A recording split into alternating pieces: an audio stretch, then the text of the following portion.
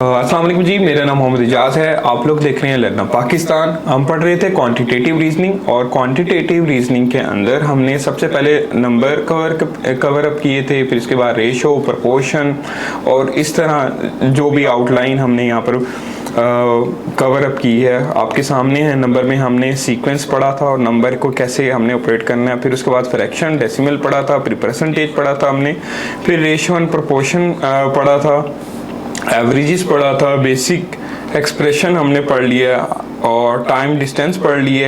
ये वाला लेक्चर हमने ऑलरेडी रेशो, प्रोपोर्शन और परसेंटेज के अंदर कवर अप कर दिया था। और आज है हमारा लास्ट लेक्चर ऑन ज्योमेट्री के ज्योमेट्री के क्वेश्चन किस तरीके से आएंगे आपके एग्जाम के अंदर। तो सबसे पहले अंडरस्टैंड करते हैं कि ज्योमेट्री है क्या। जियो का मतलब होता है ज़मीन और मेट्री का मतलब होता है पैमाइश। तो ज़मीन की पैमाइश और डिफरेंट किस्म के शेप्स आते हैं। ज्योमेट्री किसे कहते हैं? डिफरेंट किस्म के ऑब्जेक्ट के साइज, शेप या उनके दरमियान स्पेशियल रिलेशन जो है, जैसे उर्दू में तो कहते हैं मुकामी ताल्लुक, लेकिन आप कहेंगे कि किसी स्पेशल ऑब्जेक्ट का किसी ऑब्जेक्ट के साथ relation, including basic geometric shapes, जिसमें ट्राइंगल्स आ जाते हैं, जिसमें रेक्टेंगल्स आ जाते हैं, जिसमें सर्कल, और इन्हीं की मतलब आपने पेरीमीटर फाइंड आउट करना है, एरिया जो है ना वो फाइंड आउट करना है, और वॉल्यूम। तो सबसे पहले जो है ना इसको कवर अप करने के लिए जो मोस्ट इम्पोर्टेंट चीज़ है वो है फार्मूलाज। तो फार्मूलाज में देखें हमारे पास perimeter of a square shape, बिल्कुल चारों कोनों वाली शेप बिल्कुल एक जैसी होती है, जैसे हम बिल्कुल बराबर, उर्दू में इसे हम मुरब्बा कहते हैं। तो इसका जो पेरीमीटर है वो है फोर साइड मतलब x x x। Let's suppose जो इसका पेरीमीटर होगा वो इन चार साइडों को आपने सम कर लेना है, x plus x plus x plus x, and this is equal to 4x, and this is the formula of the square, perimeter of a square। perimeter of a rectangular का perimeter क्या है? Length plus width. ये है rectangular, let's suppose कर लेते हैं, और ये लेंथ और ये विड्थ। हम इनको प्लस कर लेंगे और 2 से मल्टीप्लाई कर लेंगे। एरिया ऑफ अ स्क्वायर, एक स्क्वायर का एरिया किसके इक्वल है? वो वहां पर उसका ऊपर क्या दिया हुआ है हमने? पेरीमीटर कहते हैं पूरा उसका अहाता, यानी कि बाहर की बाउंड्री। अब अंदर वाली चलते हैं, एरिया क्या है? एरिया के अंदर एरिया का फार्मूला है साइड का स्क्वायर, मतलब length multiply by width. Next, area of a rectangle का एरिया क्या है? Length multiply by width. इन दोनों को मल्टीप्लाई कर लेंगे। नेक्स्ट फार्मूलेज में चलते हैं, तो एरिया ऑफ अ ट्राइंगल का एरिया है 1/2 multiply by base multiply by height. अच्छा, ये वरे करता है। आप फर्स्ट ईयर का चैप्टर 11 और 12 खोल के देखें तो उसमें आपको डिफरेंट किस्म के फार्मूले नजर आएंगे। एरिया ऑफ फार्मूला, एक साइड दी हुई है, 2 एंगल दिए हुए हैं, 2 एंगल दिए हुए हैं, एक साइड दी हुई है, उसके हिसाब से फिर आगे वो चलते जाएंगे फार्मूले। तो एरिया ऑफ अ सर्कल का एरिया किसके इक्वल होता है? Pi r square.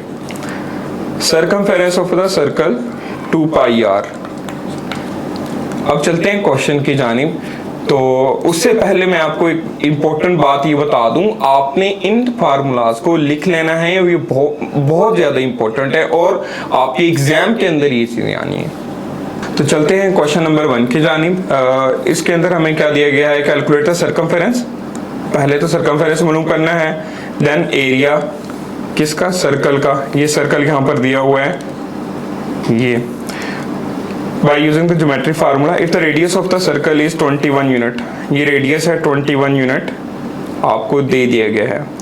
आपने इस रेडियस से 2 चीजें फाइंड आउट करके देनी है, सर्कमफेरेंस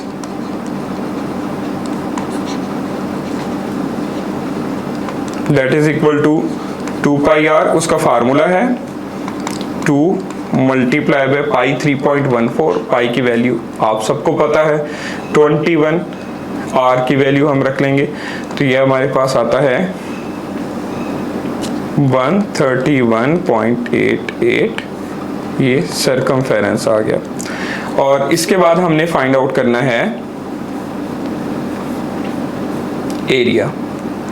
तो एरिया के लिए जो एरिया ऑफ अ सर्कल है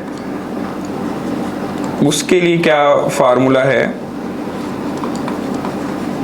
that is pi r square.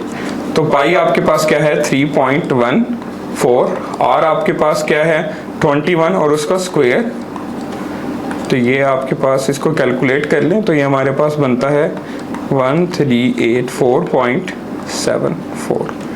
तो एक छोटा सा क्वेश्चन इस तरीके से अभी पूछ सकते हैं सिंपली। अगर वो ये यूं ना पूछें, वो सिंपल कह दें कि आपने डायामीटर दे दिया, फर्ज करें, ये बहुत इंपॉर्टेंट बात है जो मैं आपको बताने जा रहा हूँ।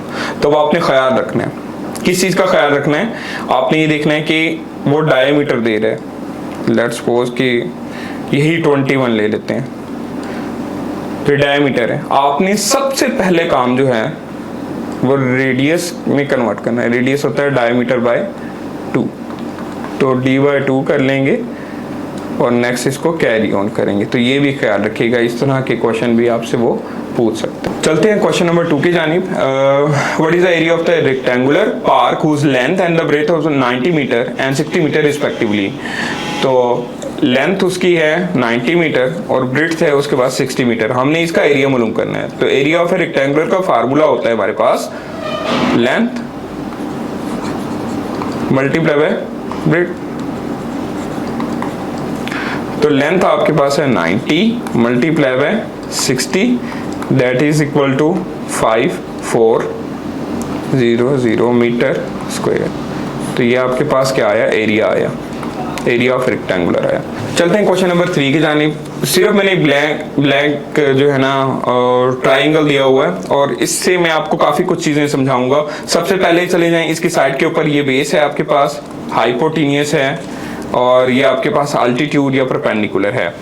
तो इनसे क्या मुराद है, अगर वो एंगल दे देता है यहाँ पर 30 का, सॉरी ये तो 90 का है क्योंकि ये राइट ट्राइंगल है, ये 90 दे देता है और ये देता है आपके पास 30 कर देता है और वो कहता है कि ये वाला एंगल जो है ना इससे x है, ये x मालूम करके दो, फाइंड x।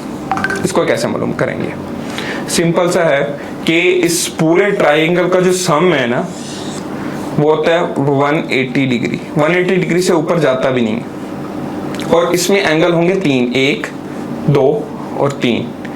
आपने क्या क्या 3 एंगल्स, हम इन तीनों का सम ले लें, x plus 90 plus 30 is equal to 180 degree, x is equal to 180 minus 120, इन दोनों को सम किया तो ये हमारे पास 120 बने। अब इसको माइनस कर दें, दैट इज 60। तो x हमारे पास क्या बना, 60 बना। इस तरीके से एंगल भी पूछ सकते हैं, अक्सर साइडों के एंगल भी डिफरेंट किस्म के पूछ सकते हैं। बहरहाल हमने इस पूरी सीरीज़ को अच्छे से वाइंड अप किया और कंप्लीट किया और आप लोग इस पूरी सीरीज़ को देखें और इससे फ़ायदा उठाएं और अपने टेस्ट प्रिपेयर करें अच्छे से और हमें अपनी दुआओं में याद रखें। अल्लाह हाफ़िज़।